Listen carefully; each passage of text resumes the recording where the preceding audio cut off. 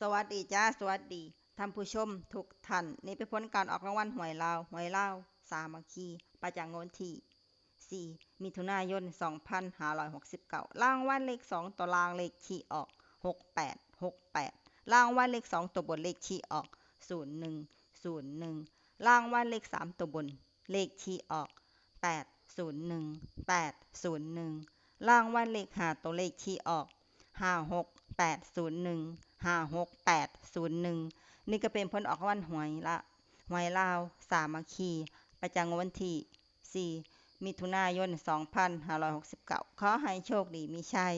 ถูกหวยลาวสามัคคีได้รับเงินกันทุกคนเด้อจ้าฝากไว้เด้อจ้าSubscribeกดติดตามและเป็นกำลังใจขอขอบคุณทุกท่านที่เข้ามารับชมและรับฟังแล้วมาพบกันใหม่ในผลการออกหวยลาวสามัคคีใหม่ในวันพรุ่งนี้สำหรับมื้อนี้ขอบคุณและสวัสดีจ้า